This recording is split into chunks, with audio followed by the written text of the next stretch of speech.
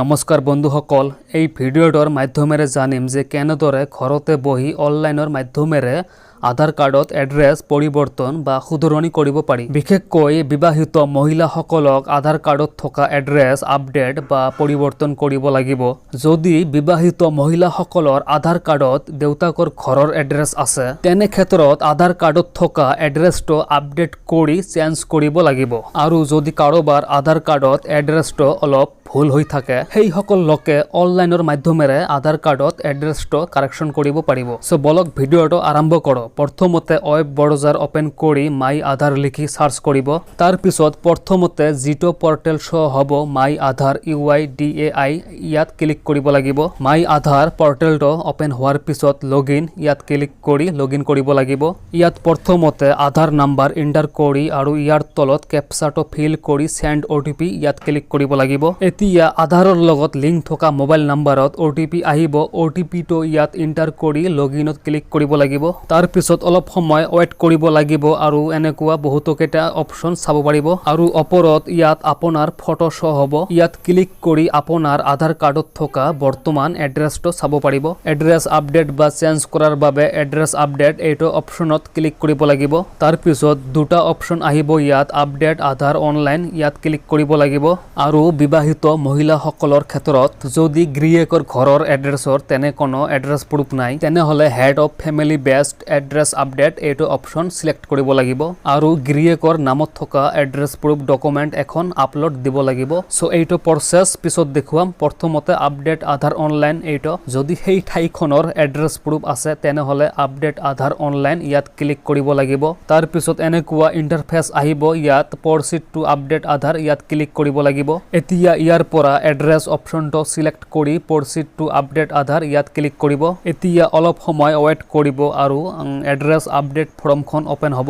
আৰু ওপৰত ইয়াত আপোনাৰ আধাৰ কাৰ্ডত থকা বৰ্তমান এড্ৰেছটো চাব পাৰিব। ইয়াত এতিয়া ডিটেইলছ টু বি আপডেট, ইয়াত আহিব। কেয়াৰ অফ, ইয়াত দেউতাকৰ নাম লিখিব লাগিব। আৰু বিবাহিত মহিলাসকলৰ ক্ষেত্ৰত আধাৰ কাৰ্ডত যদি কেয়াৰ অফ দেউতাকৰ নাম আছে, সো এতিয়া ইয়াত হাজবেণ্ডৰ নাম লিখিব লাগিব।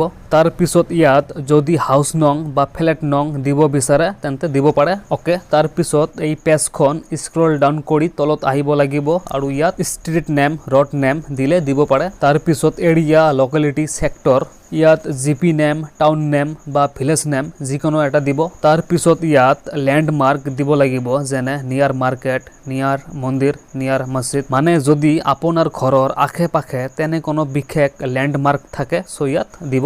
এইবোৰ অপচনেল হয়, এইবোৰ নিদিলেও হ'ব। ওকে, এতিয়া ইয়াত পিন কোড এণ্টাৰ কৰিব লাগিব আৰু ষ্টেট অট'মেটিক চিলেক্ট হৈ যাব। এতিয়া ইয়াৰ পৰা ডিষ্ট্ৰিক্ট চিলেক্ট কৰিব লাগিব আৰু তাৰ পিছত ইয়াৰ পৰা ভিলেজ, টাউন বা চিটি চিলেক্ট কৰিব লাগিব। ওকে, ভিলেজ চিলেক্ট কৰাৰ পিছত ইয়াত চাব পাৰিব পোষ্ট অফিচ অট'মেটিক চিলেক্ট হৈ আহিব। তাৰ পিছত চিলেক্ট ভেলিড ছাপৰ্টিং ডকুমেণ্ট, ইয়াত ক্লিক কৰি ডকুমেণ্ট চিলেক্ট কৰিব লাগিব। ইয়াৰ পৰা যি ডকুমেণ্ট চিলেক্ট কৰিব সেই ডকুমেণ্টখনৰ স্কেন কপি আপলোড কৰিব লাগিব। আৰু যদি বেংক পাছবুক দিব বিচাৰে তেনেহ'লে শিডিউল কমাৰ্চিয়েল বেংক পাছবুক এইটো অপচন চিলেক্ট কৰিব। তাৰ পিছত এনেকুৱা আহিব, এইটো অকে কৰি দিব লাগিব। তাৰ পিছত view details and upload document, ইয়াত ক্লিক কৰি কণ্টিনিউ, ইয়াত ক্লিক কৰিব লাগিব। এতিয়া ডকুমেণ্টখনৰ স্কেন কপি ফাইলখন চিলেক্ট কৰি আপলোড কৰিব। আৰু ফাইলখনৰ চাইজ মেক্সিমাম 2 MB হ'ব লাগিব আৰু JPG, PNG বা PDF ফৰ্মেট হ'ব লাগিব। ডকুমেণ্টখন আপলোড হৈ যোৱাৰ পিছত নেক্সট, ইয়াত ক্লিক কৰিব আৰু ইয়াত অলপ সময় ৱেট কৰিব লাগিব। এই পেজখন লোডিং হওঁতে অলপ বেছি সময় লাগিব পাৰে, সো ইয়াত অলপ সময় ৱেট কৰিব। পেজখন ওপেন হোৱাৰ পিছত ইয়াত আপোনালোকে নিউ এড্ৰেছটো চাব পাৰিব। এতিয়া এই দুটাত টিক মাৰ্ক দি পেজখন নেক্সট কৰিব লাগিব। তাৰ পিছত পেমেণ্ট পেজ ওপেন হ'ব আৰু ইয়াৰ পৰা 50 টকা পেমেণ্ট কৰিব লাগিব। এতিয়া প্ৰথমতে ইয়াত টিক মাৰ্ক দিব লাগিব। তাৰ পিছত ৰজৰ পে এইটো অপচন চিলেক্ট কৰি মেক পেমেণ্ট, ইয়াত ক্লিক কৰিব লাগিব। ওকে, এতিয়া পেমেণ্ট QR কোডখন ওপেন হোৱালৈকে ৱেট কৰিব লাগিব। এতিয়া phone pay, Google pay, Paytm বা যিকোনো পেমেন্ট এপ ওপেন কৰি এই QR কোডখন স্ক্যান কৰি 50 টকা পেমেন্ট কৰিব লাগিব। পেমেন্ট হৈ যোৱাৰ পিছত এই পেজখন অটোমেটিক প্ৰচেছ হ'ব আৰু একনলেজমেন্ট ফাইল আহিব। একনলেজমেন্ট ফাইলখন ডাউনলোড কৰি ৰাখিব। এতিয়া 14 দিনলৈকে ওয়েট কৰিব আৰু এই 14 দিনৰ ভিতৰতে আপোনাৰ আধাৰ কাৰ্ডত এড্ৰেছ সম্পূৰ্ণৰূপে আপডেট হৈ যাব। তাৰ পিছত আপোনাৰ নতুন আধাৰ কাৰ্ডখন আপোনাৰ নতুন এড্ৰেছৰ পোষ্টেল এড্ৰেছৰ জৰিয়তে পাই যাব। ওকে, এতিয়া চাওক, যিসকল বিবাহিত মহিলাসকলৰ নামত গিৰিয়েকৰ ঘৰৰ ঠাইৰ এড্ৰেছ প্ৰুফ নাই, তেনে ক্ষেত্ৰত head of family based address update এইটো অপশ্যনত ক্লিক কৰিব লাগিব। তাৰ পিছত এনেকুৱা পেজ আহিব আৰু ইয়াত কৈছে যে ইয়াৰ পৰা এড্ৰেছ আপডেট ৰিকুৱেষ্ট হৈ যোৱাৰ পিছত হেড অফ ফেমিলিৰ আধাৰ নাম্বাৰটো মাই আধাৰ পৰ্টেলত লগইন কৰিব লাগিব আৰু লগইন কৰাৰ পিছত এড্ৰেছ শ্বেয়াৰিং ৰিকুৱেষ্ট এটা চাব পাৰিব আৰু এড্ৰেছ শ্বেয়াৰিং ৰিকুৱেষ্টটো মাই আধাৰ পৰ্টেলৰ পৰা একচেপ্ট কৰি দিব লাগিব। প্ৰথমতে ইয়াত নেক্সট কৰিব লাগিব। নেক্সট কৰি দিয়াৰ পিছত এইখন ফৰ্ম ওপেন হ'ব। ইয়াত এড্ৰেছ ফিল কৰিব নালাগে, ইয়াত জাষ্ট হেড অফ ফেমিলিৰ আধাৰ নাম্বাৰ ইণ্টাৰ কৰিলে হৈ যাব। ইয়াত মহিলা গৰাকীৰ হাজবেণ্ডৰ আধাৰ নাম্বাৰ ইণ্টাৰ কৰিব লাগিব।